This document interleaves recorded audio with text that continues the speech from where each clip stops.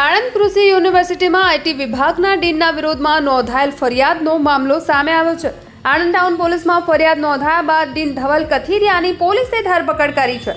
ધવલ કથિરિયાને આજે કોર્ટમાં રજૂ કરવામાં આવશે। છેલ્લા 13 વર્ષથી ધવલ કથિરિયા કૃષિ યુનિવર્સિટીમાં ફરજ નિભાવતા હતા। સમગ્ર મામલે યુનિવર્સિટીના રજિસ્ટ્રારે મીડિયા સમક્ષ પ્રતિક્રિયા આપી છે। યુનિવર્સિટીમાં હાલના તબક્કે ડૉક્ટર ધવલ કથિરિયા વિરુદ્ધ ફરિયાદ કરી છે। તેમાં સરકારના પક્ષ રાખવા, યુનિવર્સિટીનો પક્ષ રાખવા કુલપતિશ્રીએ મને અધિકૃત કરેલો છે।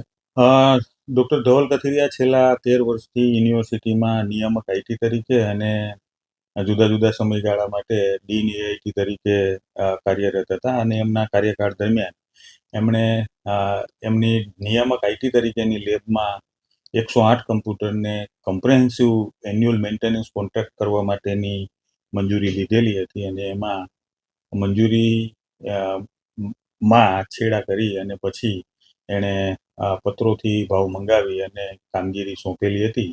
એ સબબે સરકાર પક્ષે એમાં જ્યારે અનિયમિતતા જણાતા આખી વિગતો બહાર આવી હતી અને એની ફરિયાદ દાખલ કરી। એ ખરીદીની ફરિયાદ હતી। એમાં જ્યારે વીસી કક્ષાએ, વાઇસ ચાન્સેલર કક્ષાએથી મંજૂરી આપી ત્યારે 13 લાખની સૈદ્ધાંતિક મંજૂરી હતી અને એમણે જે પત્રો દ્વારા ભાવથી આપેલું છે એ 12.5 લાખ રૂપિયા છે। એમની આ સેવાકાળ દરમિયાનના સમયમાં જુદી જુદી સેવા સંબંધિત ક્ષતિઓ જણાતા એમને જુદી જુદી ચાર્જશીટો આપેલી છે અને ચાર્જશીટો આપેલી હતી એ ગાળા દરમિયાન એને સક્રિય સેવામાં ચાલુ રાખવા યુનિવર્સિટી કક્ષાએ યોગ્ય ન જણાતા શિસ્ત અધિકારીએ એમને ફરજ મોકૂફી હેઠળ મૂકેલા છે અને એમનું ગોધરા ખાતે હેડક્વાર્ટર નિશ્ચિત કરેલું છે। ઉલ્લેખનીય છે કે સરકારી દસ્તાવેજમાં છેડછાડ કરતા યુનિવર્સિટીના કુલપતિ દ્વારા રજિસ્ટ્રારને આદેશ કરતા ફરિયાદ નોંધાઈ હતી।